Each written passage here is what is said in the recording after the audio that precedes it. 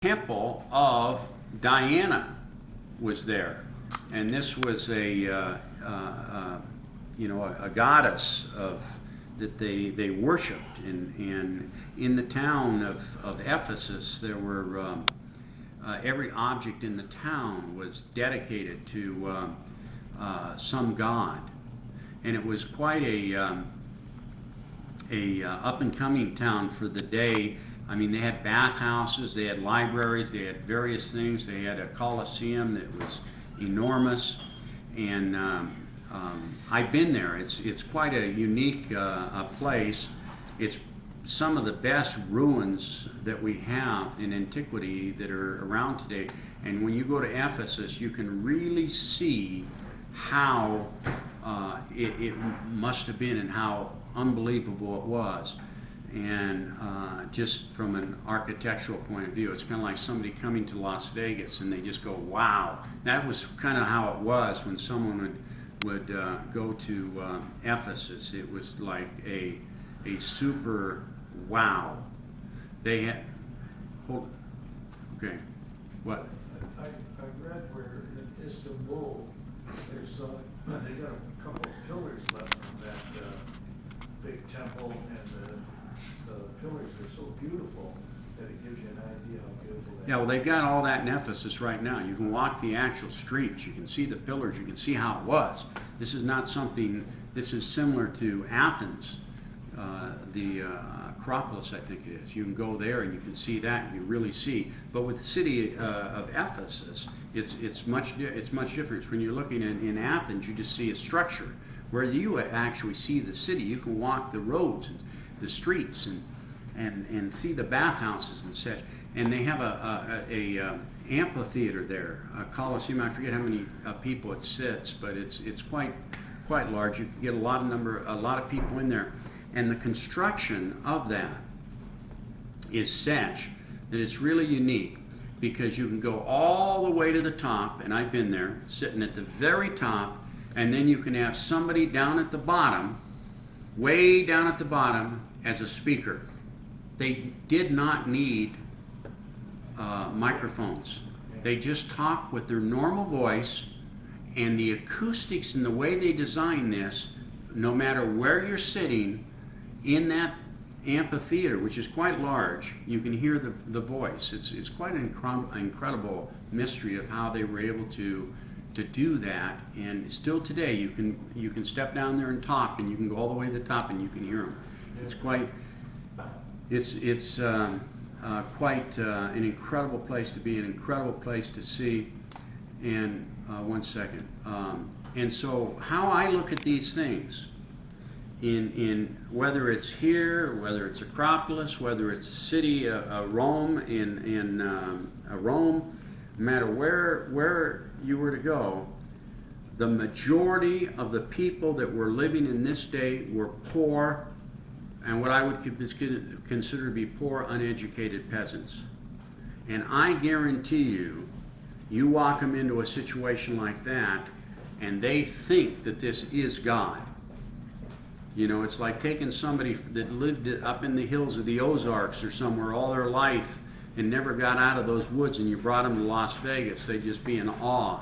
And that's how it was for these. And then when you tie God into it and talk to them about this goddess, you see, you deceive all these people into these things because of the greatness of what they see compared to their thatch hut. It was very powerful. And that's why when you go to the places like the Louvre and the British Museum, and you see all these statues and all this stuff's all big and elaborate, it's all there as a means of controlling people. It's all people-controlling mechanism, because when you take poor people and they look at all this big high sculpture and all this stuff, man, it resembles power. And you're able to control people into your ism and in your political situation, whatever it might be, by these big statues and all this stuff. Go ahead. I was just wondering, so today you go there, it's modernized also, there's cars and stuff on the road? No.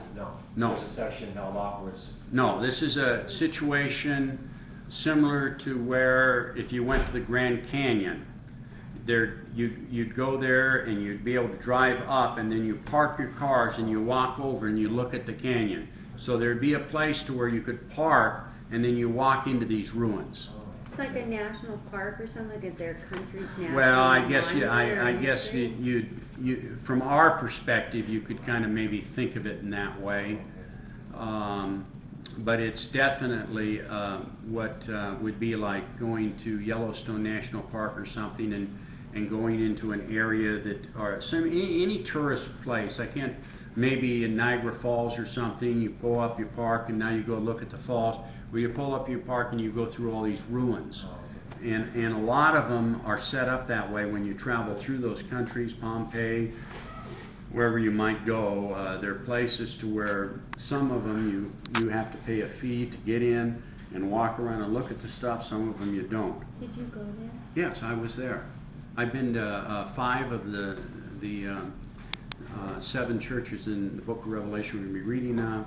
2 of them, they don't know where they're at. That's the only reason I wasn't there. But no, I was. In the best ruins of any of the ruins that I went to, the best things I saw was in Rome in the catacombs.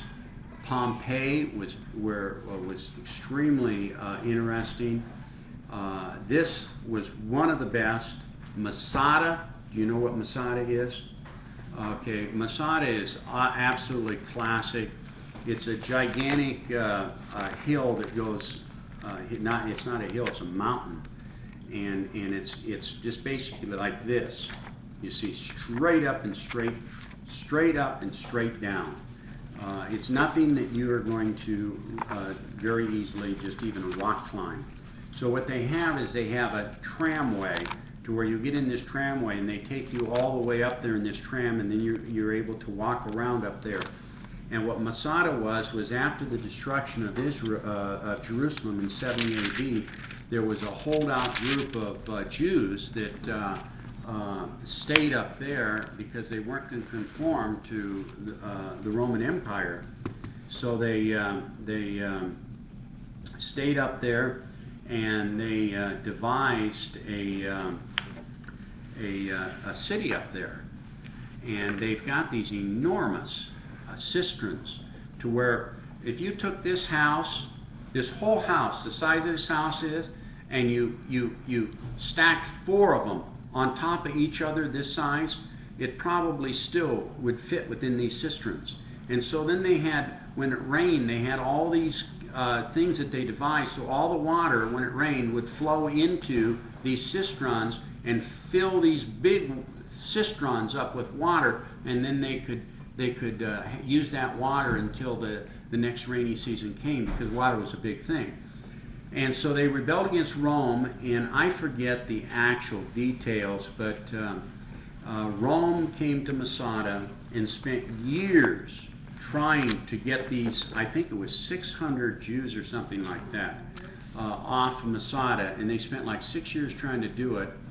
And finally, the only way they could do it was they built a road from way back, and a road right up to the top of Masada. So it was a gigantic project that took them years to build. And the night before they were going to come in to Masada, all the men got together, and everybody decided that they would kill everybody. So all the 600 people killed all their family members and themselves, except for, I think, 2 widows. And that's how we found out about it, because nobody had the right within the Jewish culture to kill the 2 widows. And so the 2 widows survived, 1 widow or 2 widows, and that's how we have the actual story of what went on up there. But it's quite an incredible story, and it's been a long time since I went over the details, so I'm just doing this extemporaneous. And so, it's a fascinating place. And then the other fascinating place was called Petra. And this is in Jordan. And this is an incredible, incredible place. You go through this narrow area to get to it with rocks up very high. Similar to the only place I've ever been similar to Petra would be when you leave Nevada, driving towards Salt Lake City. There's that area to where you, on the road there, we go through those that narrow place where those mountains are real narrow and the mountains go straight up and down. The gorge, Pardon me? the gorge, St. George Gorge. It could be that it's a very narrow. You're driving down the road, and on both sides you have these mountains, you know, very steep and very straight, and you're going through that situation, and that is just a glimpse of how it is in Petra. You have to that road in Petra, getting in there like that is maybe a few miles, it seems to me. And that's where, in the book of Revelation, that many people believe when it's said that they flee from Jerusalem, flee to the wherever, they believe that the certain number of Jews are going to flee to Petra, and God's going to supernaturally protect them through the times of the tribulations, is what some people believe. But it's going to be in Petra, because when you go into Petra, you have these incredible